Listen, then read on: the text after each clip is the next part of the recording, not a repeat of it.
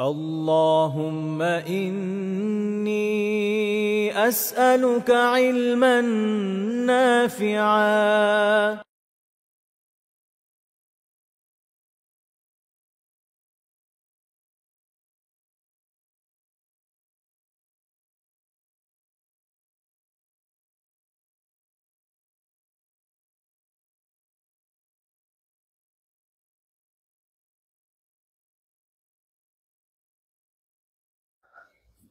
إن الحمد لله نحمده ونستعينه ونصلي على رسوله الكريم وعلى آله وصحبه أجمعين أما بعد আমরা আহ, আলোচনা করছিলাম যে সমাজে যারা ফিজিক্যালি চ্যালেঞ্জড মানুষ রয়েছেন বিভিন্ন ধরনের, তাদের বিভিন্ন ধরনের প্রতিবন্ধিত্ব থাকতে পারে বা আহ, মেধার কিছু ত্রুটি থাকতে পারে, এরকম বিভিন্ন ধরনের ফিজিক্যালি চ্যালেঞ্জ যারা রয়েছেন তাদের সাথে রাসূলুল্লাহ সাল্লাল্লাহু আলাইহি ওয়াসাল্লাম যেভাবে আচরণ করেছেন, ব্যবহার করেছেন এবং এই বিষয়ে আমাদের জন্য যে উত্তম জীবন আদর্শ রেখে গিয়েছেন, আমরা বিগত কিছু দর্শে এই বিষয় নিয়ে আলোচনা করছিলাম। আলহামদুলিল্লাহ, আজকে আবার যতদূর খেয়াল আছে আমাদের এই সিরিজের, যেটা আমরা অনেকদিন ধরে করছি, তার 50তম পর্ব। আল্লাহ তাআলা অনেক শুকরিয়া যে আলহামদুলিল্লাহ আমরা এতদূর পর্যন্ত আসতে পেরেছি। তো আজকে আমাদের এই প্রসঙ্গে আরো কিছু আলোচনা আমরা করার চেষ্টা করবো ইনশাআল্লাহ তাআলা।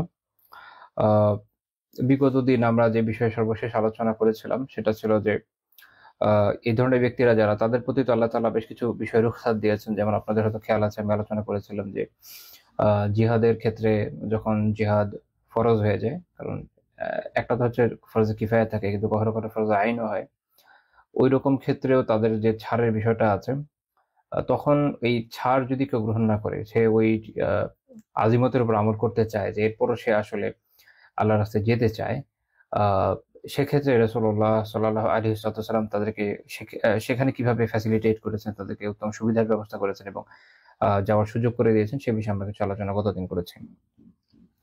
তো আজকে আমাদের প্রথম পয়েন্ট হচ্ছে যে তিনি আহ, এবং সামগ্রিকভাবে ইসলাম সামাজিকভাবে এই ধরনের ব্যক্তিদের যে অমর্যাদা, এটাকে দূর করেছে। আমরা অনেক সময় বিভিন্ন বিষয় বলি যে ইসলাম এই বিষয়ে মানুষকে অধিকার দিয়েছে, ওই বিষয়ে মানুষকে অধিকার দিয়েছে। প্রথমত বোঝা দরকার যে কিছু কিছু বিষয় আপনি যদি ব্যাকগ্রাউন্ড একদমই না জানেন, কখনোই বুঝবেন না যে এটা কেন আসলো। আহ, কারণ আমরা এমন একটা সময়ে আছি, মনে রাখতে হবে যে রাসূলুল্লাহ সাল্লাল্লাহু আলাইহি ওয়াসাল্লাম নবুয়ত নিয়ে আমাদের কাছে আসার যে সময়, তার প্রায় ১৫০০ বছর পরে আমরা কথা বলছি। এই লম্বা সময় পৃথিবীর অনেক পরিবর্তন হয়ে গিয়েছে। বর্তমান প্রেক্ষাপটে অনেক কিছু আমাদের মনে হতে পারে, আচ্ছা এটা এমন কি বড় ব্যাপার, কিন্তু এটা বোঝার জন্য ওই সময়কার প্রেক্ষাপট জানা জরুরি। আহ ইসলামের আবির্ভাবের ফলে এমন অনেক বিষয় আছে যেটা অন্যদেরকে গভীরভাবে চিন্তা করতে হয়েছে, বুঝতে হয়েছে, এবং এটা নিয়ে খুব চমৎকার কিছু গবেষণাও আছে যে ইসলামের আবির্ভাবের কারণে অন্যান্য সোসাইটি গুলো, এমনকি অন্যান্য ধর্মের যারা আহ বিশেষজ্ঞরা রয়েছে, তারাও বেশ কিছু বিষয় প্রশ্নের সম্মুখীন হয়েছে, এবং তারপরে এই বিষয়ে তারা তাদের নিজস্ব যে থিওলজিক্যাল পয়েন্ট, ওটাকে একটু রেশনালাইজ করার জন্য, লজিক্যাল বানানোর জন্য অনেক চেষ্টা করতে হয়েছে, অনেক ঘষামাজি করতে হয়েছে আর কি। বিশেষ করে জ্যাকোবাইটস আর নেস্টোরিয়ানদেরকে অনেক কষ্ট করতে হয়েছে। তো এরকম বেশ কিছু বিষয় আছে। আহ, এই কারণে আমরা সময়ের সাথে সাথে দেখি যে অনেক বিষয়ে সামগ্রিকভাবে মানব সভ্যতার অনেকটুকু অগ্রগতি হয়েছে। তো ওই অগ্রগতির যে অবস্থান, সেখান থেকে যখন আমরা পেছনে তাকাবো, তখন মনে হতে পারে যে এটা আমার কোনো বিশাল কিছু না, বরং it's not a very big deal. কিন্তু ওই সময়কার যে সামাজিক প্রেক্ষাপট, ওই সময়কার অবস্থান বুঝলে আমাদের জন্য এই বিষয়টা বোঝা অনেক সহজ হয়ে যাবে যে এর বিশেষত্ব কোথায়। যেমন এই বিষয়ে যদি একটা উদাহরণ আমরা দেখি, সূরা নূরের ৬১ নম্বর আয়াতের যে নাজিল হওয়ার প্রেক্ষাপট, আমরা যদি সেদিকে একটু খেয়াল করি, যেমন ইমাম দুহ্হাক রাহিমাহুল্লাহ তাআলা বলছেন যে নবুয়তের আবির্ভাবের আগে মানুষের অবস্থা ছিল এরকম যে তারা এই ধরনের বিভিন্ন ব্যক্তি, যারা হয়তো কেউ অন্ধ বা অন্যান্য বিভিন্ন প্রতিবন্ধিতা যাদের মধ্যে রয়েছে, মানুষ তাদের সাথে খাওয়াকে অ্যাভয়েড করতো, মানে তাদের সাথে বসে খেতে চাইতো না। কেন খেতে চাইতো না? বেশ কিছু কারণ আছে, এর মধ্যে কিছু খারাপ কারণ আছে, কিছু ভালো কারণ আছে। খারাপ কারণ যেমন তিনি বলছেন যে দুইটা কজ তিনি বলেছেন, একটা হচ্ছে তাকাজ্জুরা, একটা হচ্ছে তাকাজ্জুজা, অর্থাৎ একটা হচ্ছে যে নোংরা মনে করে, যে যে মনে হতো যে আচ্ছা এরা তো নোংরা, এদের মধ্যে তো আসলে পবিত্রতার কোনো বোধ নাই, হতে পারে যে তার সাথে কোনো নোংরা কিছু রয়ে গিয়েছে, হয়তো টয়লেট করেছে অন্ধ লোক, সে ঠিক মতো ক্লিয়ার হতে পারে, পরিষ্কার হতে পারে নাই, সে এসে খেতে, এর সাথে খেতে কেমন লাগে, এরকম ফিলিংস ছিল এদের। আরেকটা ছিল তারা এই কারণে এবং অন্যান্য কারণ মিলে ঘৃণা করতো, তুচ্ছ মনে করতো যে আপনাদের এটাও একটু জানা দরকার যে কোনো কোনো সোসাইটিতে, আগে তো ছিল সম্ভবত এখনো রয়ে গেছে, যে মানুষ এই ধরনের ব্যক্তি যারা, তাদের ক্ষেত্রে মনে করে যে এরা মনে হয় অভিশাপগ্রস্ত, এদের উপরে স্রষ্টার কোনো ধরনের অভিশাপ আছে, নয়তো এই অবস্থায় কেন পড়বে। এই যে একটা মেন্টালিটি, এটা আমি একটু এ বিষয়ে আলোচনা কিছু কথা বলতে চাই। সেটা হচ্ছে, দেখেন এখনকার সময়েও এই বিষয়টা যে একদম নাই এমন কিন্তু না, বরং আমি অনেকের থেকে শুনেছি।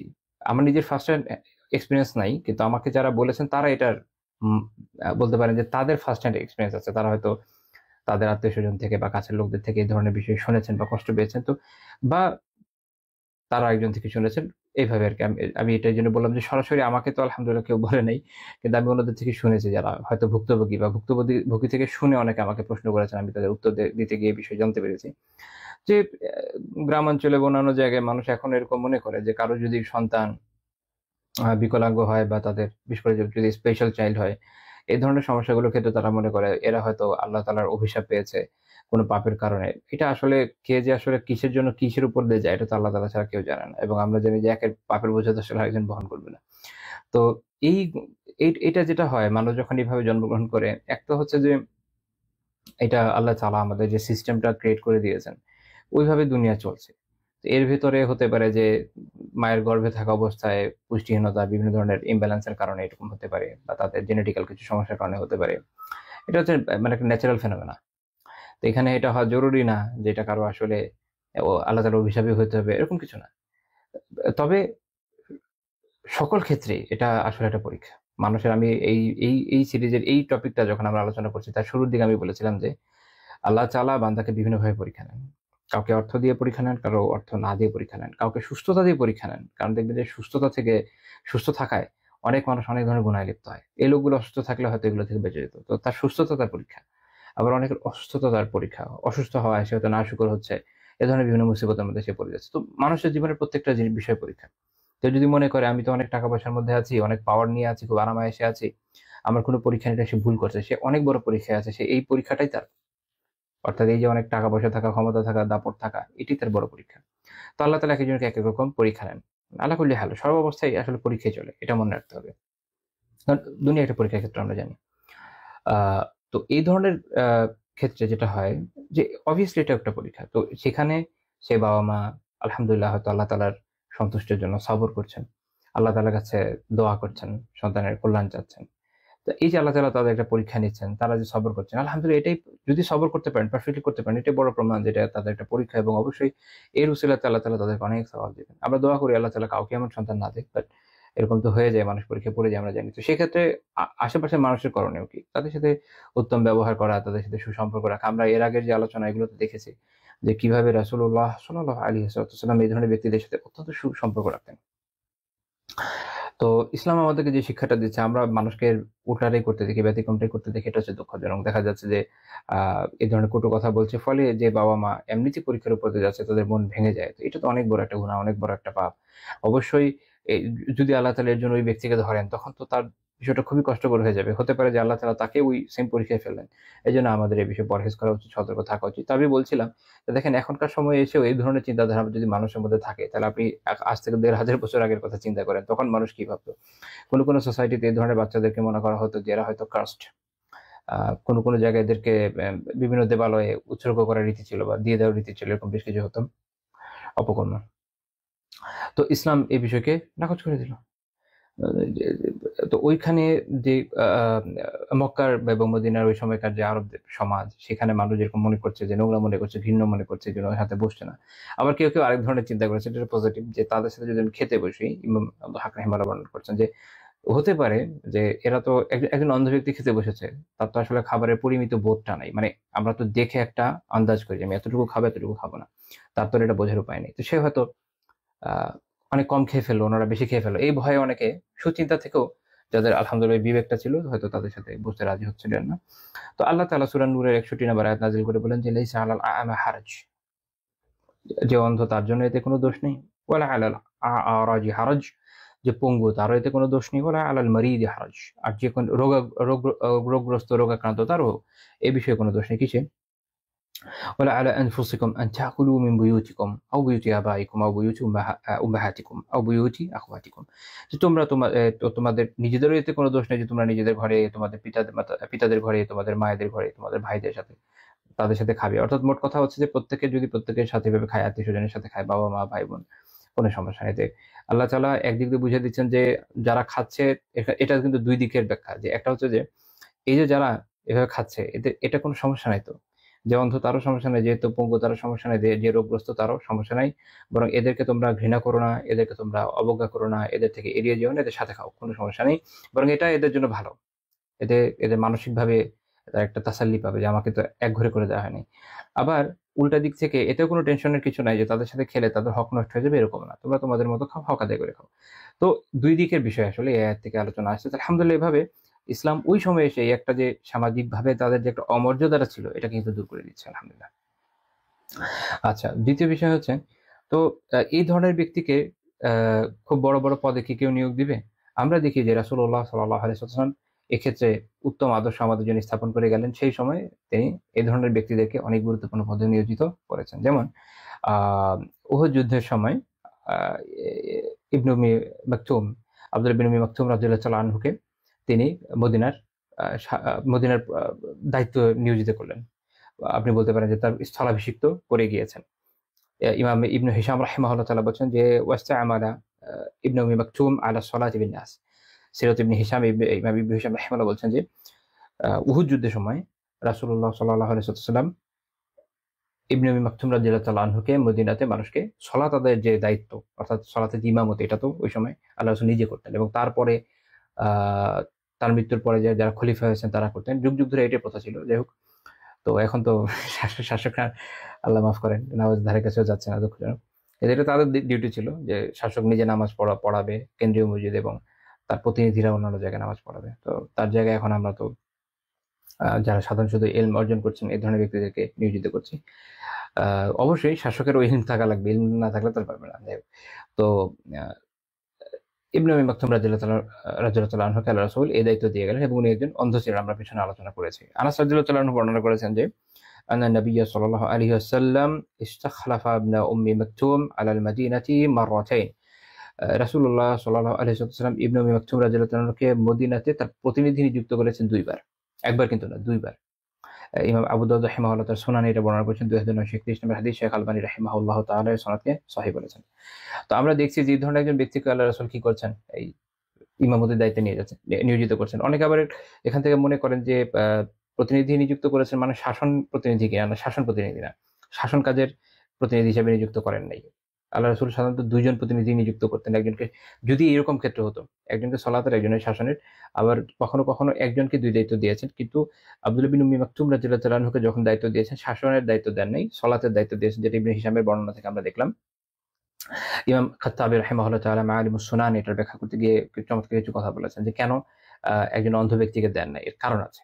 এর কারণ হচ্ছে যে বিচার ফয়সালার মধ্যে জটিল বিষয়, এটা আসলে একজন অন্ধ ব্যক্তির পক্ষে করা সম্ভব না। কারণ কার বিচার সে করছে সে তো তাকে দেখতে পায় না, ওই লোকের অবস্থা দেখে না, বুঝে না, এগুলো কিছুই বুঝে না। তো এটা একটা খুব গুরুত্বপূর্ণ বিষয়। সেটা হচ্ছে যেটা বিচারের যে বিষয়গুলো, আল উমুর, কি বলে এটাকে, হুকুমের যে বিষয়, কযার যে বিষয়, বিচার ফয়সালার যে বিষয়গুলো আছে, এটার ক্ষেত্রে তাকলিদ করা জায়েজ না। তাকলিদ করা মানে কেউ বসে বললো যে হ্যাঁ সে এরকম চোর, আর সে দিয়ে দিল হ্যাঁ সে চোর, এটা বৈধ না। তাকে তো এটা যাচাই বাছাই করতে হবে, সাক্ষী সাবুত সবকিছু দেখে টেখে তারপর বিধান দিতে হবে। তো এইটা আসলে একজন ব্যক্তির পক্ষে, একজন অন্ধ ব্যক্তির পক্ষে যেহেতু সম্ভব না, এই কারণে ইবনে উম্মি মাকতুম রাদিয়াল্লাহু তাআলা আনহুকে এই পদে, অর্থাৎ বিচারের দায়িত্বে তিনি দিয়ে যান নাই, তিনি শুধুমাত্র সলাতের দায়িত্ব দিয়েছেন। এখান থেকে এটা বোঝা গেল যে একজন অন্ধ ব্যক্তি, তার যদি যোগ্যতা থাকে, সে সলাত আদায় করতে পারে, তার ইমামতি বৈধ। ইমাম ফেরাকি রাহিমাহুল্লাহ তাআলা তার মুখতাসারে বলছেন যে ওয়া ইবামাতুল আবদি ওয়াল আ'মা জায়েজা, দাসের এবং অন্ধ ব্যক্তির ইমামতি এটা বৈধ। এবং ইমাম ইবনে কুদামা রাহিমাহুল্লাহ মুগনিতে এটার ব্যাখ্যা, মুগনি হচ্ছে ইমাম ফেরাকির যে মুখতাসার, এটার ব্যাখ্যা। তিনি বলছেন যে হাযা কাউলু আকসারি আহলিল ইলম, অধিকাংশ আহলুল ইলমের এটাই মত। তো এখান থেকে আমরা বুঝতে পারলাম যে এই কাজগুলো এটা সঠিকভাবে বৈধ হতে কোনো সমস্যা নেই, এবং এই জন্য আমরা খুব নিকট সময়ে দেখি অনেক বিখ্যাত কিছু আলেম ছিলেন যারা অন্ধ থাকার পরে এরকম দায়িত্ব ছিলেন, যেমন শেখ আব্দুল আজিজ বিন বাজ রাহিমাহুল্লাহ তাআলা সৌদি আরবের জ্ঞান মুফতি ছিলেন। শেখ ইব্রাহিম শেখ রাহিমাহুল্লাহ তাআলা উনিও অন্ধ ছিলেন, উনি আরো অনেক আগে জ্ঞান মুফতি ছিলেন এক সময়। যাই হোক, তো ইসলাম এইভাবে এই ধরনের ব্যক্তিদেরকে অত গুরুত্বপূর্ণ জায়গায় প্রতিষ্ঠিত করেছে। আচ্ছা, এখানে একটা পয়েন্ট বলি, দেখেন যখন ব্রেইল আবিষ্কার হলো, ব্রেইল পদ্ধতি আবিষ্কার হওয়ার পরে সেকুলার নলেজের ক্ষেত্রে অনেকের আলহামদুলিল্লাহ উন্নয়ন হয়েছে। তারা এই পদ্ধতিগুলোকে ব্যবহার করে বইপত্র পড়েছে বা ডিগ্রি হাসিল করেছে। এবং আপনারা হয়তো জানেন যে যেমন আমাদের দেশেও একটা পদ্ধতি আছে শ্রুতি লিখনের। একজন শ্রুতি লেখক থাকে যারা অন্ধ, তারা ডিকটেট করে এবং তারা ওটা লেখে, এই অনুযায়ী তারা পরীক্ষা দিয়ে পাশ করে আসেন এবং বড় বড় অনেক পদে আলহামদুলিল্লাহ কেউ কেউ যেতে পেরেছেন, কিন্তু সংখ্যা কম। কিন্তু যদি আপনি ইসলামের ইতিহাসে দেখেন অনেক অনেক আলিমকে পাবেন যাদের এ ধরনের ফিজিক্যালি চ্যালেঞ্জ রোগ ছিল।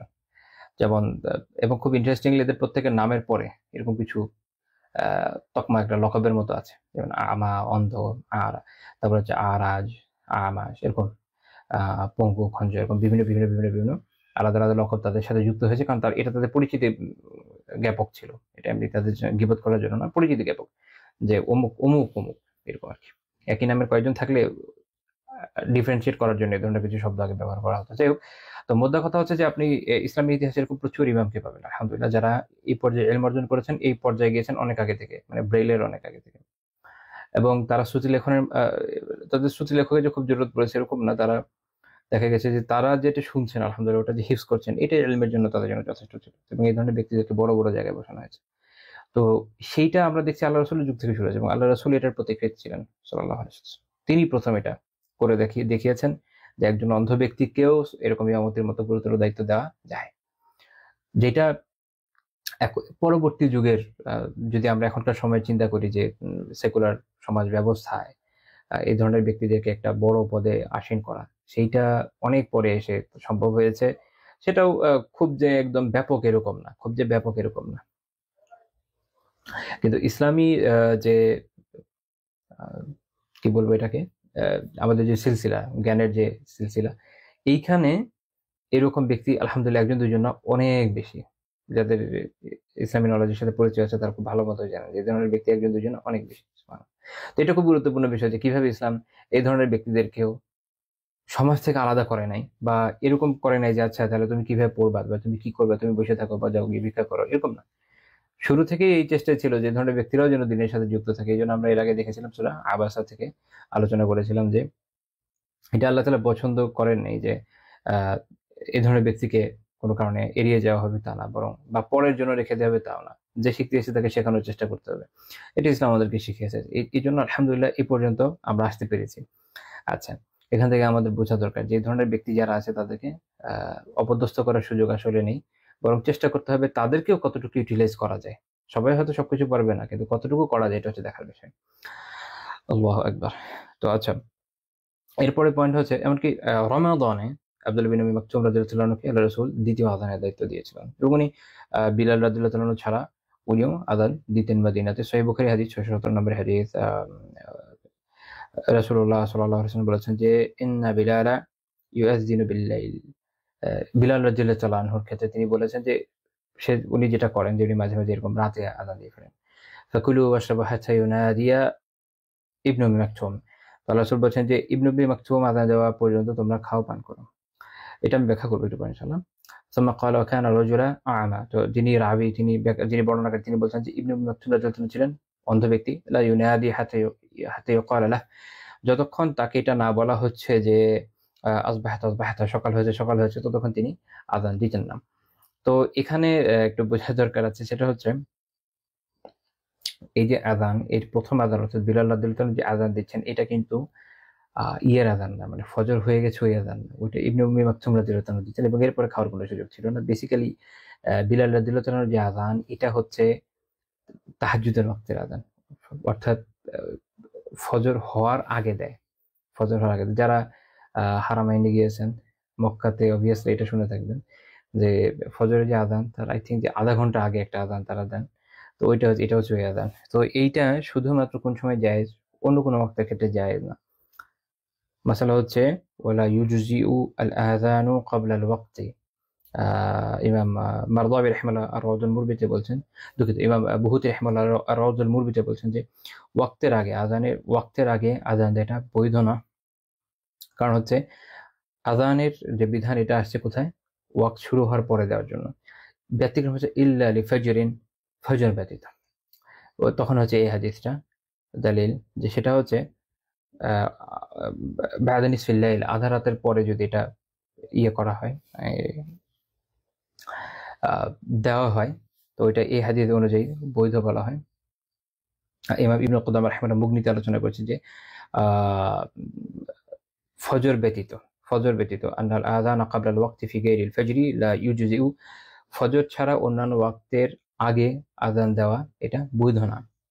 এবং তিনি বলছেন হাযা লা না'লামু ফিহি খিলাফা, এবং আমরা এই বিষয়ে কোনো মতভেদের কথা আমরা জানি না। ইবনুল মুনজির রাহিমাহুল্লাহ বলছেন যে আজমা আহলুল ইলমি আলা আন্না মিনাস সুন্নতি আইয়ুযানা লিসালাওয়াতি বা'দা দুখুলি ওয়াক্তিহা। ইমাম ইবনুল মুনজির রাহিমাহুল্লাহ বলছেন যে এই বিষয়ে আহলুল ইলমের ইজমা আছে যে এটা সুন্নাহ যে ওয়াক্ত শুরু হওয়ার পরেই সালাতগুলোর আযান দেওয়া হবে, ইল্লাল ফাজর, ফজর ব্যতীত, লিআন্নাল আযানা শুরি'a লিল ই'লাম বিল ওয়াক্ত, কারণ আযানের বিধান হচ্ছে ওয়াক্তে হয়েছে তার এলান দেওয়া, এটা জানিয়ে দেওয়া।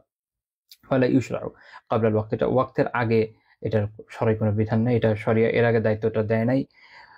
এই যে ইল্লাল ফাজর, ফজর ব্যতীত, এটা হচ্ছে এই হাদিস থেকে বোঝা গেল যে ফজর হওয়ার আগে এটা দেওয়া যেতে পারে। এখন আমি এটা একটু ব্যাখ্যা করলাম এই জন্য, অনেকে ওই হাদিসটা যখন পড়েন অনেকে এটা মনে করেন যে হয়তো ওয়াক্ত হওয়ার পরে বিলাল রাদিয়াল্লাহু যখন আযান দিতেন তারপরও কিছু দূর খাওয়া যেতে পারে। আবার এরকম থেকে অনেকে মনে করেন যে না, আযান দেওয়ার পরও এই যে সময় সাহারির সময় আযান দেওয়ার পরও এরপর মনে খাওয়া যায়, বিষয়টা এরকম না। এই হাদিস এটার দলিল দিচ্ছে না। এই হাদিস এটার দলিল দিচ্ছে যে ফজরের ক্ষেত্রে একটা ব্যতিক্রম বিধান আছে যে ফজরের ওয়াক্ত হওয়ার আগেও একটা আযান দেওয়া যায়, এটা সতর্কতার জন্য। তারপরে পরবর্তী সময়ে ওয়াক্ত হওয়ার পর একটা আযান দেওয়া বিধান রয়েছে। তো এইটা শুধুমাত্র ফজরের জন্য ব্যতিক্রম, অন্যান্য ওয়াক্তের ক্ষেত্রে এটার সুযোগ নেই। এবং ফজরের জন্য ব্যতিক্রম এই জন্য যে আল্লাহ রাসূলের জীবদ্দশায় এই আমল হয়েছে, এটা সাহাবীরা করেছেন এবং পরবর্তী সময়ে আহলুল ইলম এর উপর আমল করেছে, এবং আপনারা এখনো পৃথিবীর বিভিন্ন জায়গায় এর উপর আমল পাবেন। আমাদের দেশে নেই, বাট অন্যান্য জায়গায় আছে। এবং এটা ফরজ না যে দিতেই হবে, এটা যে বৈধতা যে হ্যাঁ এটা দেওয়া যায়। আচ্ছা, তো আমি এটা ব্যাখ্যা করলাম, একটু ভেঙে ব্যাখ্যা করলাম যাতে এই যে যাদের কনফিউশন আছে দূর হয়ে যায় ইনশাআল্লাহ তাআলা। আচ্ছা, তো আমরা তাহলে এখান থেকে যেটা দেখলাম যে আব্দুল্লাহ বিন মাকতুম রাদিয়াল্লাহু তাআলা কাল রাসূল তিনি আযানের দায়িত্ব দিয়েছেন, ইমামতির দায়িত্ব দিয়েছেন, আযানের দায়িত্ব দিয়েছেন, অন্যান্য দায়িত্ব আমরা দিয়েছি। আচ্ছা, আমরা এর পরের পয়েন্টে চলে যাবো ইনশাআল্লাহ তাআলা। যে এই ধরনের ব্যক্তি যারা তাদেরকে কষ্ট দেবার ব্যাপারে আল্লাহ রাসূল অভিশাপের হুঁশিয়ারিও জানিয়েছেন। এটা খুবই একটা গুরুতর বিষয়, এবং এই বিষয়টা হাদিস দেখবো। ইবনে আব্বাস রাদিয়াল্লাহু তাআলা বর্ণনা করছেন যে নবী সাল্লাল্লাহু আলাইহি ওয়াসাল্লাম বলেছেন, মালউনুন মান সাব্বা আবাহু, সে অভিশপ্ত যে তার বাবাকে অভিশাপ দেয়, যে তার বাবাকে গালি দেয়, কটু কথা বলে গালি দেয়। সব একটা খুব ব্যাপক শব্দ, এটার মধ্যে বিভিন্ন ধরনের কটু কথা, গালি, এগুলো সবই ভিতরে চলে আসে। তো এখান থেকে আসলে আমাদের বোঝা দরকার যে অনেক লোক আছে আমাদের দেশে, বিশেষ করে এই একটা প্রবণতা আছে, গালি দেওয়া খুব কমন। এমনিতেও গালি দেওয়া সব কোনো জায়েজ বিষয় না, কিন্তু নিজের বাবা মাকে গালি দেওয়া অনেক বড় কবিরা গুনাহ। এই জন্য এই হাদিসের পরের অংশ বলা হচ্ছে মালউনুন মান সাব্বা উম্মা, যে তার মাকে গালি দেয় সেও অভিশপ্ত। এটা আমাদের বোঝা দরকার। বিশেষ করে আমি জানি না সব জায়গায় হয়তো না হতে পারে, বাট আমি অনেক সময় অনেক জায়গায় দেখেছি গ্রামাঞ্চলে যে মানুষ প্রচুর গালি দেয়, যে কাউকে গালি দিয়ে ফেলে। এবং গালি দেওয়া যে একটা নাজায়েজ কাজ, এটা তাদের মাথায় নেই, এটা তারা চিন্তাও করে না, বাস যে কাউকে গালি দিয়ে বসে থাকবে। এবং কোনো এলাকার ট্র্যাডিশনই হচ্ছে গালি দেওয়া, মানে তারা গালি দিতেই থাকবে, তাদের গালি দিতে তারা খুবই পছন্দ করে। বৈধ কাজ না, এটা অত্যন্ত অবৈধ কাজ। এবং আপনাকে মনে রাখতে হবে যেটা হারামকে হালাল মনে করে এটা কুফর, এখান থেকে বাঁচা খুব জরুরি। তো রাসূলুল্লাহ সাল্লাল্লাহু আলাইহি ওয়াসাল্লাম সতর্ক করে বলছেন যে নিজের বাবা মাকে যে গালি দেওয়া, এটা যে করে সে মালউন, সে অভিশপ্ত। আল্লাহ তাআলা আমাদেরকে এই ধরনের পাপ থেকে হেফাজত করেন। আচ্ছা, মালউনুন মান যাবাহা লিগাইরিল্লাহ, যে আল্লাহ ব্যতীত অন্য কোনো কিছুর জন্য জবাই করে, উৎসর্গ করে, কুরবানি করেন, সে হচ্ছে অভিশপ্ত। সেটা বিভিন্ন আসনাম, বিভিন্ন ধরনের মূর্তির জন্য হতে পারে, এখনকার সময়ে যে কবরের জন্য হতে পারে, বা এরকম যে কোনো বিষয় আল্লাহ তাআলা ব্যতীত অন্য কারোর জন্য কোনো ধরনের জবাই উৎসর্গ এটা জায়েজ নেই। যে অমুকের সন্তুষ্টির জন্য, অমুকের মনতুষ্টির জন্য, অমুকের থেকে বিভিন্ন ফায়দা হাসিলের জন্য, হ্যাঁ, তার নামে করে দিচ্ছ, বাবা অমুকের নামে করলাম, এই সেই, একটা হচ্ছে এটা শিরকের দিকেও যায়, শিরক অবভিয়াসলি, এবং এই হাদিস অনুযায়ী বোঝা গেল যে এটা যে করে সে মালউন, সে অভিশপ্ত। মানে আমাদের তো একটা ধারণা আছে যে দুনিয়াতে শুধু কাফের মুশরিকের মালাউন, বিষয়টা এরকম না। আরো অনেক হাদিসে আমরা অনেক ধরনের মালাউনের কথা জানি, যেমন এই হাদিস থেকে আমরা জানছি যে এটা হচ্ছে মালাউন। আচ্ছা, তারপরে কে মালউন মান গায়্যারা তুজমারাত, এই একটা মজার জিনিস এবং প্যাথেটিক জিনিস। মজার জিনিস এই জন্য যেটা আমাদের খেয়াল থাকে না, তাই আমরা জানলাম, এখান থেকে জানবো ইনশাল্লাহ। আর প্যাথেটিক এই জন্য যেটা আমাদের দেশে খুব ব্যাপক, সেটা হচ্ছে আল্লাহ রাসূল সাল্লাল্লাহু আলাইহি ওয়াসাল্লাম বলছেন যে জমির যে সীমাগুলো আছে না, জমির আইল সীমা, এগুলো যে চেঞ্জ করে দেয়, এ হচ্ছে মেলাউন। আমাদের বিভিন্ন অঞ্চলে এটা আলাদা আলাদা পরিভাষায় প্রচলিত। যেমন কোথাও কোথাও বলে যে আইল ঠেলা, মানে আরেকজনের একটু একটু একটু করে আগাতে থাকে, করে করে একটু একটু একটু একটু করে আরেকজনের জমি দখল করে আর কি। বাড়ি বানানোর সময় কি করবে, যে আরেকজনের জায়গার মধ্যে প্রথমে একটু করে বাউন্ডারি আগাবে, তারপর ধীরে ধীরে ধীরে ধীরে মানে দখল নিয়ে ফেলে আর কি। এই যে একটা অপকর্ম, বিভিন্ন হাদিসে এ বিষয়ে প্রচুর সতর্কবাণী এসেছে। মনে রাখতে হবে যে কারো হক নষ্ট করা অনেক বড় গুনাহ। জমিনের বিষয়ে হকটা অনেক বেশি ক্রিটিক্যাল, কারণ এটার এমনিও দামও বেশি, অবভিয়াসলি এটার হকের পরিমাণ অনেক বেশি। জাস্ট একটা উদাহরণ যদি ধরেন, কোন কোন এলাকাতে আছে যেখানে কাঠা হয়তো কোটির উপরে, তো ধরেন সেইখানে যদি সামান্য একটু নেয়, কত টাকা হলো? তো সারাদিনও হয়তো সে, বা সারা জীবনে হয়তো সে অন্য কারো এত টাকা মারে নাই, কিন্তু ওইখানে একটা কাজ করে কতটুকু নষ্ট করে ফেললো। এবং এটা অনেক ধরনের বিবাদের সৃষ্টি করে, অনেক ধরনের। এবং এই যে জমি কেন্দ্রিক বিবাদ, এ ওর সাথে মারপিট করা, খুনোখুনি পর্যন্ত হয়ে যায় কোনো কোনো এলাকাতে। তো ইসলাম এটার দরজায় বন্ধ করে দিচ্ছে। আল্লাহ রাসূল বলছেন কি, মালউনুন মান গায়্যারা তুজমারাত, জমিনের যে সীমা, এটাকে যে এরকম চেঞ্জ করে ফেলে, পরিবর্তন করে দেয়, সে হচ্ছে মালউন, সে হচ্ছে অভিশপ্ত। আল্লাহ আমাদের হেফাজত করুন। তারপরে তিনি বলছেন মালউনুন মান খামাহা আ'মা আন তরিক, যে কোনো অন্ধ ব্যক্তিকে পথ থেকে বিভ্রান্ত করে, ভুল পথ দেখিয়ে দেয়, সে হচ্ছে অভিশপ্ত। এটা হচ্ছে আমাদের এই টপিকের সাথে রিলেটেড বিষয়। অনেকে আছে এরকম, মনে করে আছে একজন অন্ধ এসে একটা পথ দেখতে চাচ্ছে, তাকে এমন একটা পথ দেখিয়ে দিল, তো সেটা আসলে তার পথ না। এখন সে একটা অন্ধ ব্যক্তি, সে কিভাবে ওখান থেকে ফেরত আসবে? কত বড় একটা কাজ, কত বড় অপকর্ম, মানুষকে কি পরিমাণ কষ্ট দেওয়া। মানে বাচ্চারাও করে, বাচ্চারা তো আসলে সবকিছু বোঝে না, তারা যে কোনো কিছুকে খেলা মনে করে। এটা বড়দের দায়িত্ব যে তারা যেন বাচ্চাগুলোকে শিখিয়ে দেয় যে এই ধরনের কাজ করা যাবে না। অথবা অনেক সময় হয় যে তারা অনুকরণ প্রিয়, তারা বড় কাউকে করতে দেখে নিজেরাও এই কাজটা করে। তো আমাদের কাজ হচ্ছে নিজেদেরকে সতর্ক সচেতন করা, এবং নিজেদের সংশোধন করা, এবং আমাদের সন্তানদেরকে, যারা ছোটরা আছে তাদেরকে বোঝানো যে এই ধরনের কাজ করা যাবে না। তো এটা অন্ধের ক্ষেত্রে তো অবভিয়াসলি, যে কাউকে ভুল পথ দেখানো। আবার দেখা গেল কেউ খুব পঙ্গু, খুবই অসহায়, সে আপনাকে জিজ্ঞেস করছে যে কোন পথটা খুব সহজ হয়, আপনি তাকে এমন একটা পথ দেখালেন, ওখানে গিয়ে সে একদম ফেসে গেল, খুব কষ্টে পড়ে গেল। এটাও অর্থ থেকে বোঝা যাচ্ছে যে এর কাছাকাছি ওইটাও একটা খুব ভয়ানক গুনার বিষয় হবে। তো এখান থেকে আমাদের বুঝতে হবে যে এই ধরনের কাজ করা যাবে না। তো এখান থেকে আমরা এটাও বললাম যে তার মানে হচ্ছে যে এই ধরনের ব্যক্তি যারা আছে তাদের ব্যাপারে সতর্ক থাকা দরকার, যেন তাদেরকে আমরা কষ্টে না ফেলে। কিন্তু এমনিতেই বড় পরীক্ষা আছে, এমনিতেই বড় কষ্ট আছে, তাদের জীবন নিয়ে তো আসলে হাসি তামাশার কোনো সুযোগ নাই, বা তাদেরকে নিয়ে ফাজলামির কোনো সুযোগ নেই। আমি কয়েকদিন আগে টুইটারে আমি এক বেচারার দেখেছিলাম, যে হচ্ছে স্পেশাল টাইপের মানুষ আর কি। তো সে বেচারা তার জুমায় যাওয়ার কি কি নিয়ে যাচ্ছে এটা নিয়ে একটা ভিডিও করে ছেড়েছিল। তো ওইটার পরে তাকে অনেক বুলিং করেছে অনেকে, বিশেষ করে সেকুলার। এটা খুব দুঃখজনক বিষয় যে যারা বিভিন্ন সময় মানবতার বাণী কপছে, তাদের আবার ইসলামের বিষয় আসলে তাদের মানবতা যেন কোথায় হাওয়া হয়ে যায়, আল্লাহ আলাম। এটা তো আমরা ফিলিস্তিনে দেখছি, অন্য জায়গায় দেখেছি। তো আমাদের দিন আমাদেরকে এই শিক্ষাটা দিয়েছে যে এই ধরনের প্রত্যেক মানুষের সাথে আমরা সুসম্পর্ক রাখি, আলহামদুলিল্লাহ, এবং চেষ্টা করি তাদের কষ্টটাকে যেন লাঘব করা যায় যথাসম্ভব, আমাদের যার পক্ষে যতটুকু যায়। এবং আমাদের এটা সতর্ক করা হয়েছে যে তাদের কিভাবে কষ্ট দেওয়াটা লানাতের কারণ। এই হাদিসের পরের অংশে বলা হয়েছে মালউনুন মান ওয়াকা আলা বাহিমাহ, যে কোন এরকম চতুষ্পদ জন্তুর সাথে শারীরিক সম্পর্কে লিপ্ত হয়ে যায়, এরা হচ্ছে মালউন, এরা হচ্ছে অভিশপ্ত। এটা তো আমরা বিভিন্ন সময়, এখনকার সময়ে পত্রিকা টত্রিকা, অনলাইন বিভিন্ন ইয়েতে মাঝে মাঝে পোর্টালে দেখি যে ইন্ডিয়াতে খুব বেশি দেখা যায়, আগে দিন না। এগুলো মেলাউন, এগুলো যে ধরনের কাজ হবে মেলাউন। এমনিতে তো অনেক পুরাতন বইপত্রে বা টিয়েতে দেয়াল লিপি থেকে বোঝা যায় যে হিন্দুস্তানের যে প্রাচীন হিন্দু সভ্যতা তার ভিতরে এটা খুব প্রচলিত ছিল। এটা একটা লানতের বিষয়, প্রচন্ড লানতের বিষয়। এবং যুগ যুগ ধরে যখন এই ধরনের পাপ কখনো আবার হবে, একটা লানতের বিষয় হবে। তারপরে মালউনুন মান আমিলা বিআমালি কওমি লূত, বিআমালি কওমি লূত। লূত আলাইহিস সালামের জাতির যে কাজ, অর্থাৎ সমকামিতা যে করবে সে মালউন। তো এই একটা ব্যাপার যে এই ধরনের গুনার মধ্যে যে লিপ্ত হবে সেও মালউন। এখনকার সময় এসে তো অনেক কিছু চেঞ্জ করার অপপ্রয়াস চলছে। দেখা গেছে যে যেই জিনিসটা হারাম ওইটাকে বিভিন্ন কথা বলে টুলে হালালাইজ করার চেষ্টা অনেকে করেন। কিন্তু আলহামদুলিল্লাহ আমাদের দিনের যে উৎস কোরআন সুন্নাহ, তারপরে সালাফদের যে ব্যাখ্যা বিশ্লেষণ, এখানে আমাদের কাছে বিষয়গুলো স্পষ্ট যে এটা কোনোভাবে বৈধ নয়, এবং যারা এই বিষয়ের মধ্যে লিপ্ত তারা গুনাহগার এবং মালউন, অভিশপ্ত। আর এটা অবশ্যই হারামকে হালাল মনে করে এটা কুফর। কেউ যদি হালাল মনে করে করা শুরু করে সে কুফরের মধ্যে পড়বে। তো আল্লাহ তাআলা পুরো মানব জাতিকে এই ভয়ানক জিনিস থেকে হেফাজত করেন। এটা আপনারা জানেন যে ওয়েস্টে মহামারীর মতো হয়ে গেছে, এবং বিভিন্ন জনের হাত ধরে আমাদের এইদিকেও আসার একটা চেষ্টা করছে। মনে রাখেন যে এমনিতেই আমাদের এখানে লানত দেওয়ার মতো জিনিসের তো অভাব নেই।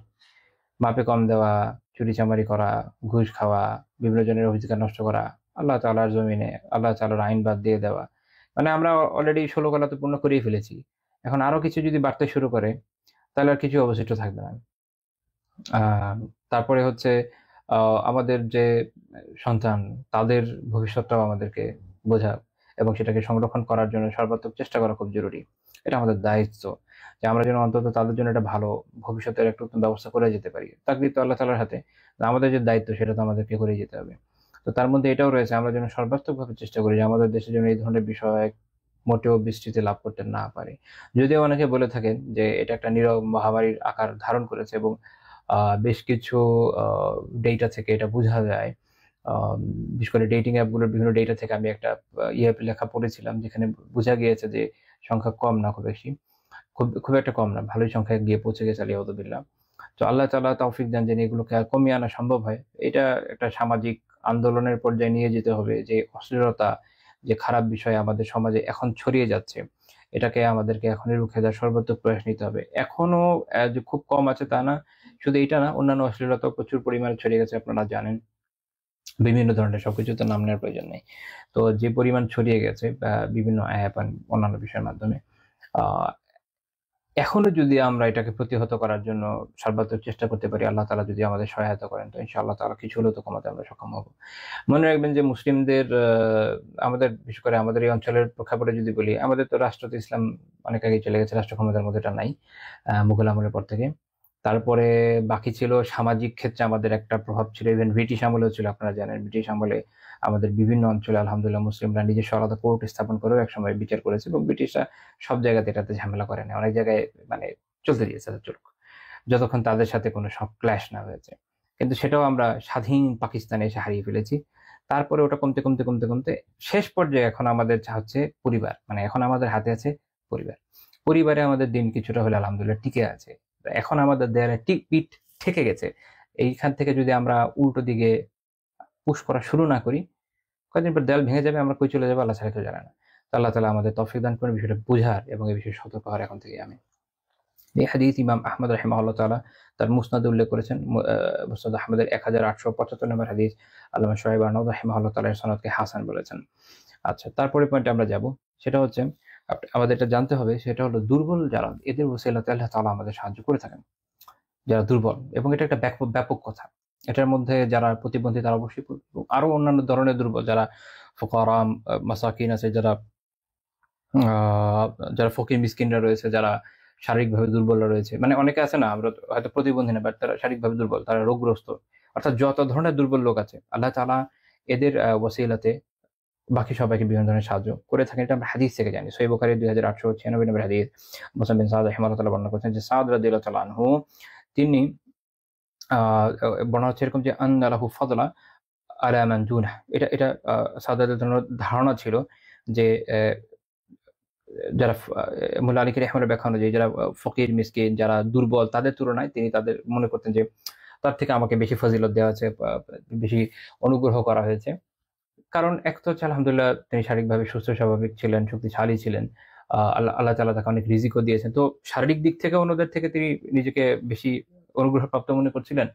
আবার যারা আর্থিক দিক থেকেও অন্যদের থেকে বেশি অনুগ্রহপ্রাপ্ত মনে করছিলেন। তো তখন নবী সাল্লাল্লাহু আলাইহি ওয়াসাল্লাম বললেন যে, "হাল তুনসারুন ওয়া তুরযাকুন ইল্লা বিদুআফাইকুম।" তো এখানে মূলত আল্লাহ রাসূল তাকে তা বিনয়ের শিক্ষা দিলেন। বিনয়ের শিক্ষা দিলেন। সেটা কি? তিনি বললেন যে, হাল তুনসারুন, তোমরা কি সাহায্য প্রাপ্ত হও? সাহায্যপ্রাপ্ত কি বিষয়ে? আদাইকুম, অর্থাৎ তোমাদের যারা দুশমন তাদের বিপক্ষে যে তোমরা সাহায্য পাও, এটা কি তোমরা এইটা একটা পয়েন্ট আমি একটু ভেঙে ভেঙে বলি যে অর্থাৎ এই যে সাহায্য পাচ্ছ দুশমনের বিপক্ষে অতুল জখমান এবং তুমি যে রিজিক পাচ্ছ, রিজিক অর্থাৎ আল আমওয়াল মিনাল গানিমা ওয়া গায়রিহা, গানিমাত এবং অন্যান্য যে ধরনের সম্পদ হাসিল হচ্ছে, এই যে রিজিক তোমরা পাচ্ছ, এই যে রিজিক পাচ্ছ, দুইটা সাহায্য পাচ্ছ, রিজিক পাচ্ছ, এই দুইটার বিষয়ে এই দুইটার জন্যই তো মনে হচ্ছে যে এত সাহায্য, লাইক আমাদের শারীরিক শক্তি মাশাআল্লাহ খুব ভালো, আমরা খুব ভালো যুদ্ধ করতে পারি এবং রিজিকও পাচ্ছি মাশাআল্লাহ অর্থ সম্পদের দিক থেকেও। ইল্লা বিদুআফাইকুম, তোমাদের যে আহ দুর্বল তোমাদের মধ্যে আছে, এদের ছাড়া পাচ্ছ এরকম মনে করছো নাকি? অর্থাৎ মুল্লা আলী রাহিমাহুল্লাহ ব্যাখ্যা করছেন মেরকাতে যে ইল্লা বিবারাকাতি উজুদি দুআফাইকুম ওয়া উজুদি ফুকারাইকুম মিনহুম, অর্থাৎ তোমাদের মাঝখানে যে তোমাদের এই যে দরিদ্ররা দুর্বলরা আছে এদের বরকত ব্যতীত তোমরা পাচ্ছ এরকম মনে করছো? মুল্লা আলী রাহিমাহুল্লাহ লম্বা চড়া আলোচনা করেছেন যে এই ব্যক্তিরা হচ্ছে যারা যেরকম দুর্বল লোক, যারা অসুস্থ হয়, যারা প্রতিবন্ধী, যারা শারীরিকভাবে দুর্বল, যাদের অর্থ সম্পদ নাই, যারা ফুকারা, যারা মাসাকিন, এরা হচ্ছে না একটা সমাজের মধ্যে কিলা ইয়ের মতো, প্যারাকের মতো, যেন তারা আসলে সমাজকে টিকিয়ে রাখে। এবং আল্লাহ তাআলা এতে এদের এদের জন্য এদের কারণে অন্যদেরকে সাহায্য করে থাকেন, রিজিকের প্রশস্ততা দিয়ে থাকেন। কেন? কারণ হচ্ছে যে আহ অন্যদের মাধ্যমে মূলত এদের কাছে এদের যে রিজিকটা এটা আসে। যেমন যারা আমরা বিভিন্ন বর্ণনায় দেখি এবং বুঝি যে যারা ধনী তাদেরকে আল্লাহ তাআলা তো সম্পদ দিচ্ছেন, কিন্তু এটা মনে করার কোনো সুযোগ নেই এটা শুধু তাদের নিজেদের উপার্জন, এরকম এটা আল্লাহ তাআলার দান। আপনারা সূরা কাহাফে বারবার পড়বেন এটা, ওই যে ঘটনাটা যারা তাদের বাগানে গিয়েছিল সেই ঘটনাটা থেকে বুঝবেন যে আসলে এটা তো আল্লাহ তাআলার দান এবং সেই দানের কাস্টোডিয়ান হচ্ছে যারা ধনী তারা। এই কাস্টডি আল্লাহ তাআলা দিয়েছেন এবং তিনি জানিয়ে দিয়েছেন কোন কোন জায়গায় ব্যয় করা যাবে। তার মধ্যে একটা হচ্ছে দরিদ্রদের দিতে হবে। বেসিক্যালি এটা তাদের সম্পদ, তাদের এই পোর্শনটা ধনীদের মাধ্যমে তাদের কাছে যাচ্ছে। তো ওই যে তাদের কাছে যাবে ওইটার জন্য আল্লাহ তাআলা ধনীদেরকে তৌফিক দিচ্ছেন যেন তারা রিজিকটা পায়। কিন্তু আমরা যারা আছি যাদের এই বোধটা নাই, তারা অনেক সময় মনে করি যে আচ্ছা আমি তো মনে হয় আমার নিজের শক্তি সামর্থ্যের জন্য এটা পাচ্ছি, বা আমি আমার নিজের আহ অর্থ সম্পদ এই কারণে আরো বেশি উপার্জন করতে পারছি, এরকম না। এটা আসলে আল্লাহ তাআলার মেহেরবানি। এই জন্য যেন যাদের আছে তারা এর মাধ্যমে অন্যদের সাহায্যটা করতে পারে। তো এইখানে হচ্ছে একটা বিনয়ের শিক্ষা আছে, একটা বিনয়ের শিক্ষা আছে। এবং ইমাম ইবনে বাত্তাল রাহিমাহুল্লাহ তাআলা এটার ব্যাখ্যা করতে গিয়ে বলছেন যে এর কারণ হচ্ছে যে আন্না দুআফা আশাদু ইখলাসা ফি দুআই ওয়া আকসার খুশুআ ফিল ইবাদাহ, যারা এরকম দুর্বলরা রয়েছে তারা তাদের আহ দোয়ার ক্ষেত্রে তাদের ইখলাস অনেক বেশি হয়। তো চিন্তা করেন যে অনেক অনেক দরিদ্র, যে শারীরিকভাবে দুর্বল, যে অসুস্থ, সে কত কাকুতি মিনতি নিয়ে আল্লাহ তাআলার কাছে দোয়া করে। অন্যদিকে দেখা যাচ্ছে যে অ্যাপারেন্টলি আমরা যেরকম দেখি আর কি, এখন অন্তরের কথা তো আল্লাহ ছাড়া কেউ জানেন না, যে যাদের অনেক রিজিক আছে, যাদের শারীরিক অবস্থা খুব ভালো, সে মনে করে আমার তো অনেক আছে। এখন যার নাই সে তো আল্লাহর কাছে অনেক চাচ্ছে, কিন্তু দেখা যায় যে যার আছে তারও কিন্তু অনেক চাওয়া উচিত যে আল্লাহ এটা যেন থাকে, এটা বারাকা দান করেন, আমি যেন হকগুলো আদায় করতে পারি এবং এটার কারণে আমাকে পরকালে পাকড়াও করেন না, এরকম এরকম দোয়া কিন্তু তার করা জরুরি। কিন্তু অ্যাকচুয়ালি দেখা যায় এরা দোয়া করতে চায় না, এরা মনে করে যে আমার তো অনেক আছে। তো দোয়াটা করছে কারা? এরকম যারা যারা দরিদ্ররা, যারা দুর্বল, তারা দোয়া করছে, তাদের দোয়া ইখলাস থাকছে এবং তাদের ইবাদতের মধ্যে খুশু আছে। কেন? কারণ লিখালা ইয়াকুরুবিহিম আনি তাআল্লুক বিসুখাফিদ দুনিয়া, দুনিয়ার এই যে সাজসজ্জা, দুনিয়ার এই যে সৌন্দর্য, এগুলো তাদের অন্তর তো থাকছে না, ওর বাইরেই থাকছে। বিকজ তাদের নাই, ওটা নিয়ে টেনশন হচ্ছে না, এই চিন্তা করতে হচ্ছে না যে আমার লাখ লাখ কোটি কোটি টাকার ব্যবসা কি হচ্ছে না হচ্ছে। ওই যে সলাতের মধ্যে দাঁড়িয়ে আপনারা জানেন যে আমাদের দেশে একটা খুব খুব পরিচিত একটা জোক আছে। এই জোকসটা হচ্ছে যে ওই যে এক এক লোক 4 রাকাত নামাজের মধ্যে দোকানের হিসাব করে ফেলে। এটা অবশ্যই খুবই খারাপ বিষয়, কিন্তু এটা বাস্তবতাকে ডিপিক্ট করে যে এই সিচুয়েশন হয়ে যায় যাদের অর্থ সম্পদ থাকে, কিন্তু যার নাই তার এই টেনশনও নেই, সে আলহামদুলিল্লাহ যা পাচ্ছে ওই নিয়ে সে সন্তুষ্ট থাকছে। তো এদের মধ্যে খুশু আছে, এদের ইবাদত ইখলাস আছে, এদের দোয়াতে ইখলাস আছে, তো আল্লাহ তাআলা ওই বারাকাতে দিয়ে থাকেন। এটা সুনানুন নাসাইর একটা হাদিস থেকেও জানা যায়। সুনানুন নাসাই যে রাওয়ায়াত সেটাতে আছে যে ইন্নামা নাসরাল্লাহু হাদিহিল উম্মাহ, আল্লাহ তাআলা এই উম্মাকে সাহায্য করেন কিসে? বিদুআফাতিহিম, বিদাওয়াতিহিম ওয়া সলাতিহিম ওয়া ইখলাসিহিম, যে তাদের এই যে দুর্বলরা আছে, উম্মার দুর্বলরা, এদের কারণে আল্লাহ তাআলা এই উম্মাকে সাহায্য করেন।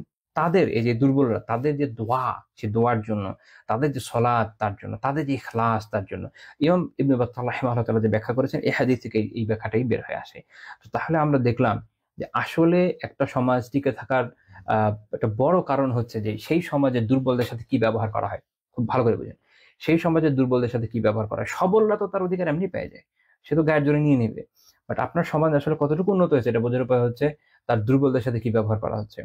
তার যারা অসুস্থ আছে তার চিকিৎসার জন্য আহ সমাজ রাষ্ট্র কতটুকু উদ্যোগ নিচ্ছে, তাদেরকে কিভাবে দেখভাল করছে, তাদের যারা ফকির মিসকিন আছে তাদেরকে কিভাবে টেক কেয়ার করা হচ্ছে, শারীরিকভাবে যে দুর্বল, যে অসুস্থ, তাকে বুলিং করা হচ্ছে কিনা, বা তার বিপরীতে তাকে কতটুকু সাহায্য করা হচ্ছে, তার জন্য কেমন করে অন্যরা সহায়তার হাত বাড়িয়ে দিচ্ছে, তার জন্য দোয়া করছে। এই যে একটা সামগ্রিকতা মনে রাখতে হবে যে এইটা একটা সমাজকে টিকে রাখে। এবং একটা সমাজের দুর্বলদের হক যত বেশি আদায় হয় তা থেকে বোঝা যাচ্ছে যে সমাজটা কত ভালো। আর যদি এটা না হয় তাহলে এখনকার পুঁজিবাদ যেরকম হবে, যেরকম আপনারা দেখছেন ওই অবস্থায় চলে যাবে। পুঁজিবাদে কি হয় যে ডারউইনের থিওরির মতো সার্ভাইভাল অফ দ্য ফিটেস্টের মতো হয়ে যায়। ইসলামের থিওরিটা একদম ডিফারেন্ট, যে না তুমি শুধু মানে তুমি ফিটেস্ট এই জন্য তুমি টিকে থাকবে, বিষয়টা শুধু একাজোর এরকম না। কারণ এই যে তুমি টিকে আছো এটাতে অনেক দুর্বলের আত্মত্যাগও আছে। এক, দুই নম্বর হচ্ছে যে ইসলাম এইটা শেখায় না যে যার এই সক্ষমতা নেই সে ঝরে পড়ুক না। ইসলাম এটা শেখায় যে যাদের এই সক্ষমতাটা নাই আমরা তাদেরকেও এগিয়ে নিয়ে যাব, সাথে করে নিয়ে যাব, সাথে করে এগিয়ে যাব। অর্থাৎ আলহামদুলিল্লাহ আমার রিজিক আছে, আলহামদুলিল্লাহ আমার শারীরিক সক্ষমতা আছে, আলহামদুলিল্লাহ আমার সব দিক দিয়ে ওয়াসাআত প্রশস্ততা আছে। আমি কি করব? আমি যাদের এটা নাই তাদেরকে কিভাবে এগিয়ে নিয়ে যাওয়া যায় এই চেষ্টা করব, তাদেরকে সাথে নিয়ে যাব, তাদেরকে বিভিন্নভাবে সহায়তা করব। এখন চিন্তা করে দেখেন, এটাকে আমরা আমাদের সমাজ ব্যবস্থা এখন দেখতে পাচ্ছি। এমনকি যারা মনে করছে যে আলহামদুলিল্লাহ আমরা দিন পালন করছি খুব ভালো, তারাও করছি কিনা এটা আত্মজিজ্ঞাসার বিষয়। এটা নিজেকে জিজ্ঞেস করতে হবে, নিজেদের বুঝতে হবে যে আসলে পারছি কিনা। যদি না পারি তাহলে বুঝতে হবে যে হাদিসের যে শিক্ষা এটা থেকে আমরা দূরেই আছি আসলে। তো ওই হাদিসের শিক্ষার দিকে আমাদেরকে এগিয়ে যেতে হবে। কারণ সমাজে আসলে আমরা যেটা দেখছি যে সমাজ পুঁজিবাদ দ্বারা অনেক বেশি প্রভাবিত। আমি অনলাইনে বিভিন্ন সময় যেরকম দেখেছি যে মনে করেন কেউ খুব অসুস্থ, বা কেউ কারো হয়তো জব চলে গেছে, মানে বিভিন্ন সমস্যায় থাকে না মানুষ। সমস্যায় থেকে একটা মানুষ যখন অন্যদের সাহায্য চায় বা কোনো কিছু চায়, অন্যরা এমন ভাবে বুলিং করে যেন তাদের জীবনে কোনো কোনো সমস্যা নাই। আল্লাহ তো এটা পছন্দ করবেন না। এটা যখন আপনি করছেন মনে রাখবেন যে আপনি নিজের উপরে সেম ধরনের বিপদ আসার দাওয়াত দিয়ে বসে আছেন। আল্লাহ তাআলা আমাদের হেফাজত করেন, আমিন। এটা নিয়ে আমি একটু পরে বলবো, এই বিষয়টা দোয়াও আছে, এটা আমরা ইনশাআল্লাহ যদি আজকে সময় পেয়ে আলোচনা করবো। তো এই কারণে দেখা যায় যে আমাদের জাতীয় সমস্যা হচ্ছে এরকম যে কেউ কোনো মুসিবতে পড়ছে, আমরা তাকে বুলিং করি, তারপর সেই মুসিবত আমরাও করি। এই একটা সিলসিলা, পুরো জাতি মুসিবতগ্রস্ত হয়ে গেছি। আল্লাহ তাআলা আমাদেরকে সংশোধন করে দেন, দোয়া করি আমি। আমাদের নিজেদের আত্মোপলব্ধি জরুরি যে এই ধরনের কাজ যেন না করি, এবং সর্বাত্মক চেষ্টা করি যে যারা বিভিন্ন ক্ষেত্রে সমস্যায় আছে তাদেরকে যেন যথাসম্ভব আমরা সাহায্য করতে পারি, যতটুকু আমাদের পক্ষে সম্ভব। আচ্ছা, তারপরে আমরা দেখি পরের পয়েন্ট হচ্ছে যে তিনি সাল্লাল্লাহু আলাইহি ওয়াসাল্লাম তাদের যে বড় বড় ত্রুটি এগুলো অনেক সময় ক্ষমা করে দিয়েছেন। এরকম একটা ঘটনা আমরা একটু দেখবো। সেটা হচ্ছে কোন এক যুদ্ধে যাওয়ার সময় রাসূলুল্লাহ সাল্লাল্লাহু আলাইহি ওয়াসাল্লাম তার ফোর্স নিয়ে একটা বাগানের ভিতর দিয়ে চলে গেছেন। যেমন ওই বাগানগুলো ছিল কিছু মুনাফিকদের, এদের মধ্যে একজন ছিল একজন ছিল অন্ধ। তো যে এই অন্ধ ছিল সে মাটি উঠিয়ে সেনাদের দিকে তাদের মুখের উপর ছুঁড়ে মেরেছে এবং বলল যে লা উহিল্লি লাকা আন তাদখুলা ফি হাইতি ইন কুনতা রাসূলুল্লাহি সাল্লাল্লাহু আলাইহি ওয়াসাল্লাম। তো যদি আল্লাহ রাসূল হও তারপরও আমার এই বাগানের ভিতর দিয়ে যাওয়া আমি তোমাকে বৈধ করিনি। তো এটা খুব ভয়ানক কথা। আল্লাহ রাসূলের শানে এত বড় অবস্থা কি।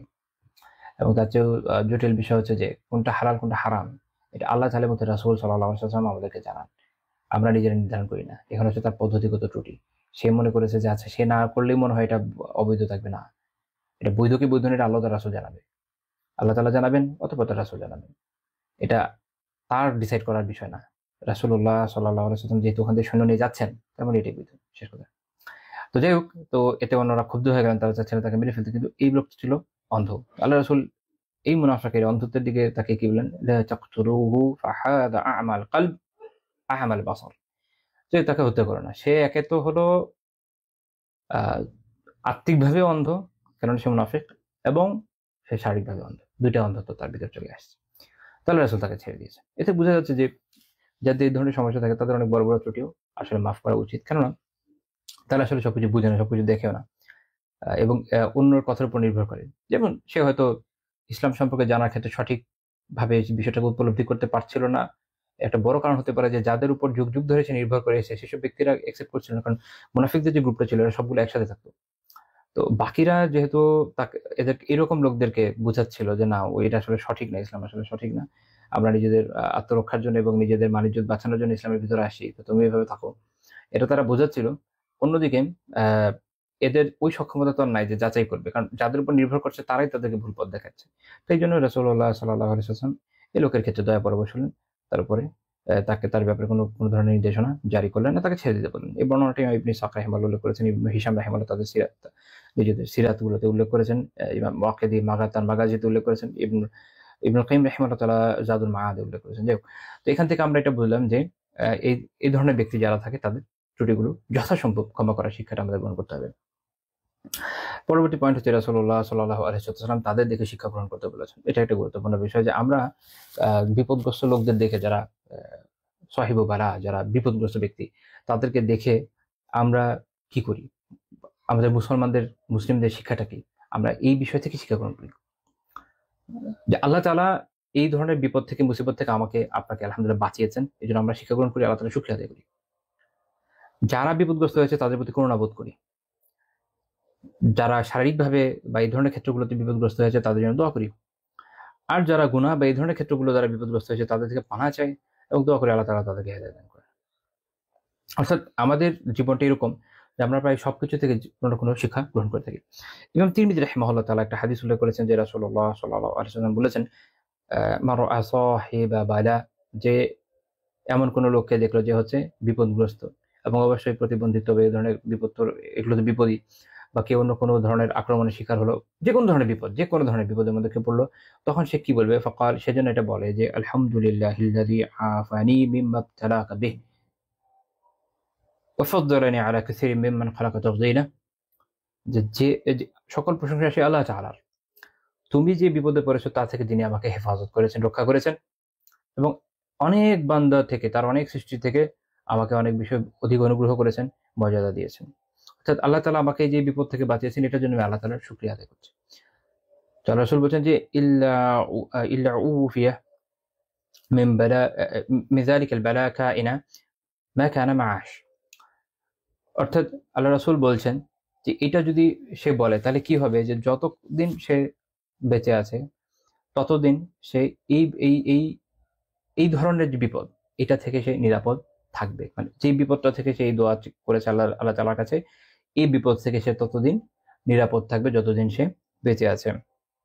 অর্থাৎ যেখানে বলেছে যে মা কানা, ইমাম মুজহিরউদ্দিন জাইদানি রাহিমাহুল্লাহ তাআলা আল মাফাতিহ ফি শারহিল মাসাবিহ ব্যাখ্যা করতে গিয়ে বলছেন যে বাকিয়ান ফি দুনিয়া, যতদিন সে দুনিয়াতে বেঁচে আছে ততদিন সে এই বিপদ থেকে নিরাপদ থাকবে। তাই এটা খুব চমৎকার দোয়া।